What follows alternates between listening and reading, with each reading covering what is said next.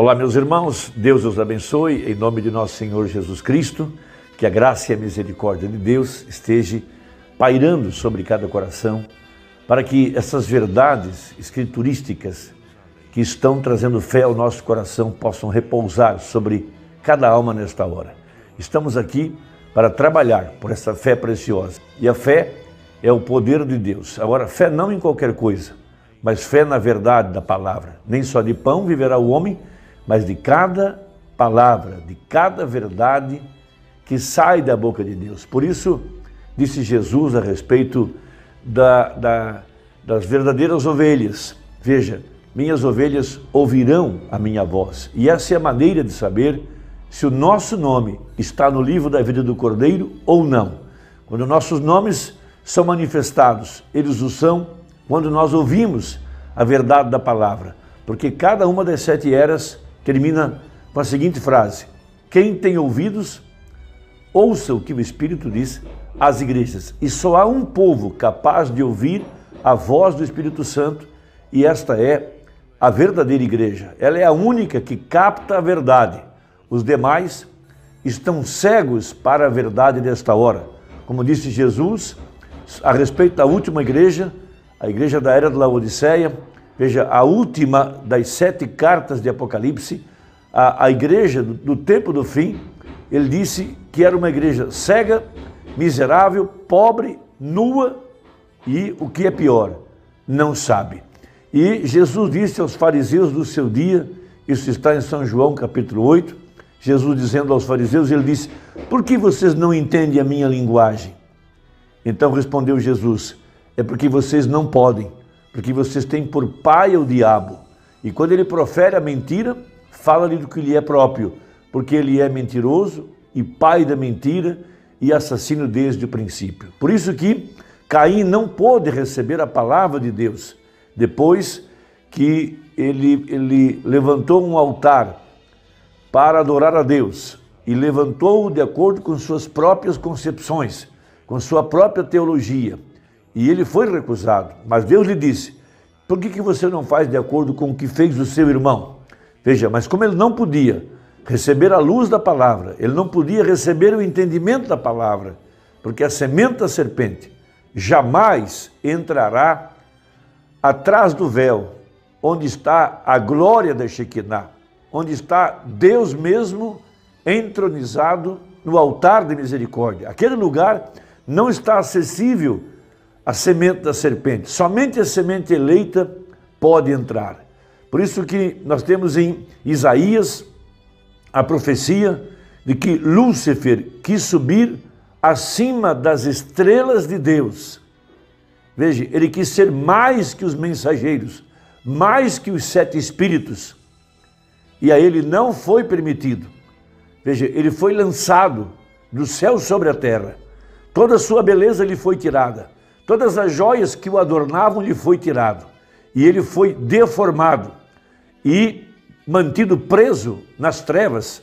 Trevas significa ignorância, cegueira, significa o mundo espiritual onde ele está preso. Veja, porque ele não pode vir para a luz. Veja, ele não pode vir para a luz porque as suas obras serão condenadas na presença da luz.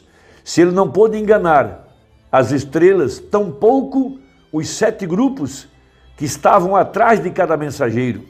Veja, e esse grupo é a noiva palavra, a noiva de Jesus Cristo. Satanás não pôde violar, não pôde colocar sua semente maligna na terceira Eva. Ele enganou a primeira, enganou a segunda, mas a terceira não seria enganada.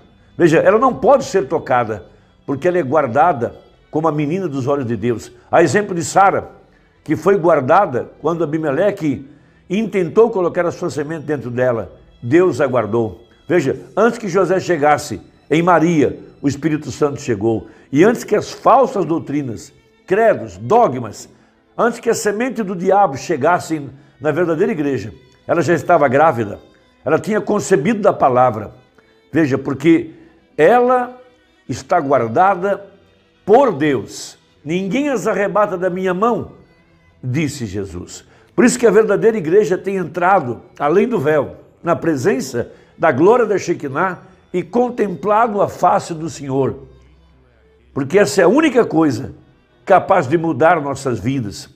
Veja, de ter nossa velha natureza tirada e injetada a natureza do Cordeiro. Veja, a única coisa que pode mudar a nossa forma de andar é quando nós podemos contemplar a face de Deus, como Moisés contemplou, como Saulo contemplou, como Jacó contemplou. Veja, há uma escritura importante em Gênesis, capítulo 32, a partir do verso 22, aquela experiência de Jacó. Jacó representa cada um de nós. Veja, Jacó, um suplantador, trapaceiro, enganou o pai, enganou o irmão, enganou o cunhado, enganou o sogro, porque essa era a sua velha natureza. Veja, mas quando ele teve que encarar o julgamento, veja, seus pecados iriam encontrá-lo. O juízo, seu irmão vinha para matá-lo. Ele entrou na presença da glória de Deus. Ele teve uma noite de lamentação. E através da oração, ele entrou em sua presença. Veja, e Deus lhe visitou. Ele conseguiu encontrar ou entrar no lugar de misericórdia, onde ele pôde se arrepender e confessar seus pecados. Gênesis 32, verso 22. Ele levantou-se aquela mesma noite e tomou as suas 2 mulheres e as suas 2 servas e os seus 11 filhos e passou o val de Jaboque. Vejam. E tomou-os e fez-os passar o ribeiro e fez passar tudo o que tinha. Jacó, porém, ficou só e lutou com ele um varão até que a alva subia. Esse varão era o anjo do Senhor. Era Deus mesmo agora, lutando com a semente real, lutando com o seu servo, com o propósito de abençoá-lo, com o propósito de mudar a sua vida, mudar o seu nome. Veja, e vendo que não prevalecia contra ele, tocou a juntura de sua coxa e se deslocou a juntura da coxa de Jacó, lutando com ele. E disse, deixa-me ir, porque já a alva subiu. Veja, o amanhecer, ao nascer do sol. Veja, sempre ao nascer do sol, isso nos faz lembrar que há uma ressurreição. Veja, uma ressurreição da vida, daquela vida que foi para o chão, e agora ela surge, veja, ao nascer do sol. Então, disse, deixa-me ir, porque já a alva subiu. Porém, ele disse, não te deixarei ir, se me não abençoares. E disse-lhe, qual é o teu nome? Veja, ele disse Jacó. Essa pergunta remontava ao dia em que o seu pai Isaque perguntou para ele, quando ele cobriu a si mesmo com as peles de uma cabra. Veja, quando ele vestiu as roupas de seu irmão. Veja, ali estava ele agora cobrindo-se com as peles do animal. Veja, ele disse, meu nome é Esaú. Veja, mas isso nunca passou diante de Deus. Veja, anos depois, Deus lhe fez a mesma pergunta que seu pai tinha feito. E agora ele estava disposto a reconhecer o seu pecado, reconhecer a sua falta. Ele disse, meu nome é Jacó. Veja que coisa maravilhosa. Então disse, não se chamará mais o teu nome Jacó, mas Israel, pois como príncipe lutastes com Deus e com os homens e prevaleceste. E Jacó lhe perguntou e disse, dá-me, peço-te, a saber o teu nome. Veja, e abençoou ali, e chamou Jacó o nome daquele lugar, Peniel, porque dizia, tenho visto a Deus face a face, e minha alma foi salva. E saiu-lhe o sol, quando passou a Peniel e manquejava da sua coxa. Que coisa maravilhosa. Veja, no tempo, veja, no amanhecer, ao nascer do sol, veja, quando o selo romano foi rompido, para mostrar que ele vive, que ele não estava preso dentro de uma sepultura. Veja, e aqui, em nossa profecia, como um símbolo, ao nascer do sol, veja, Jacó lutou face a face com Deus. E quando ele viu a face do Senhor, sua vida foi mudada, sua vida foi transformada, seu nome foi mudado. E ele passou a andar como um príncipe perante Deus. Veja, isso é algo maravilhoso.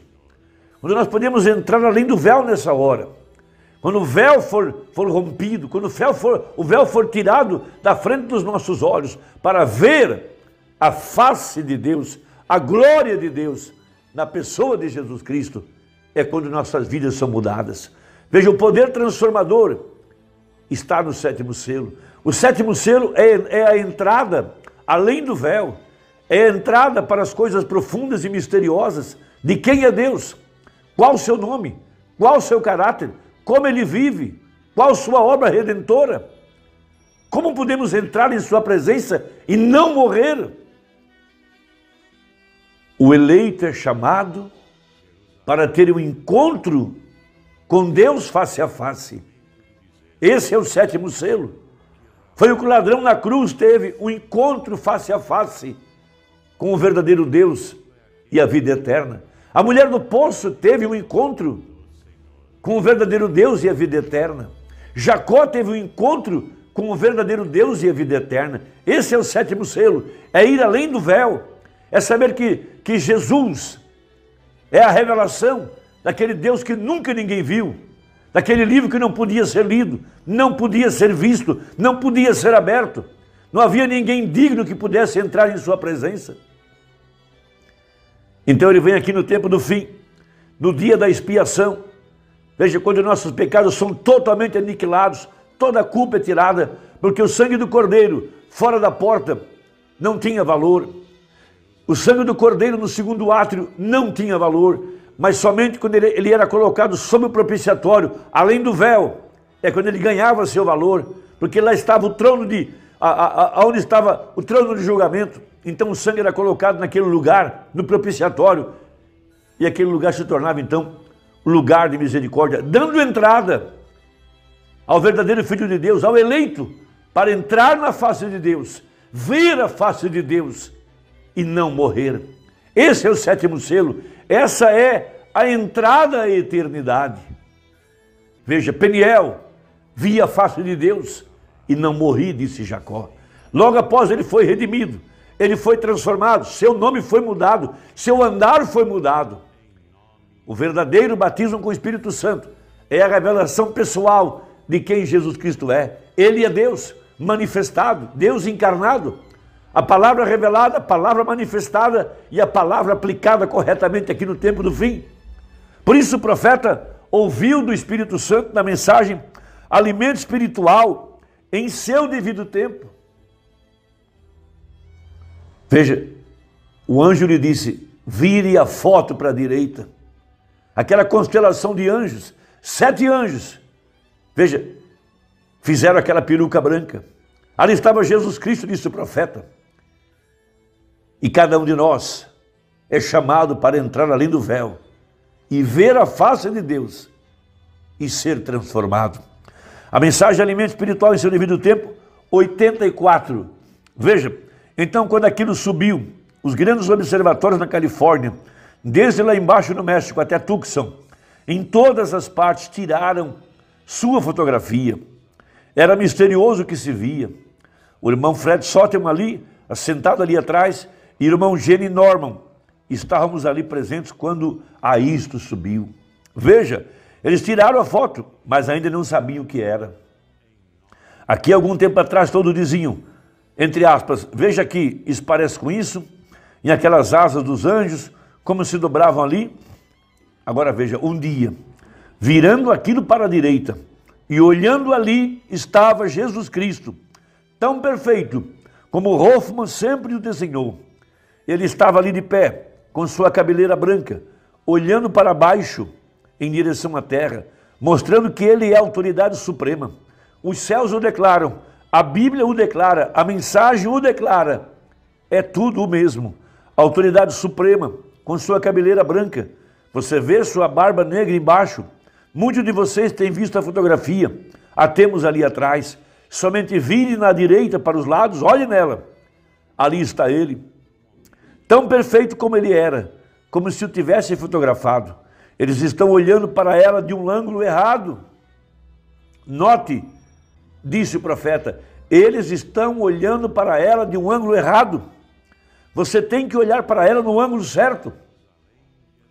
Agora veja, não se trata de apenas pegar a foto literal e virá-la para a direita apenas a fotografia. Não. Só o Senhor Deus pode revelar qual é o ângulo correto.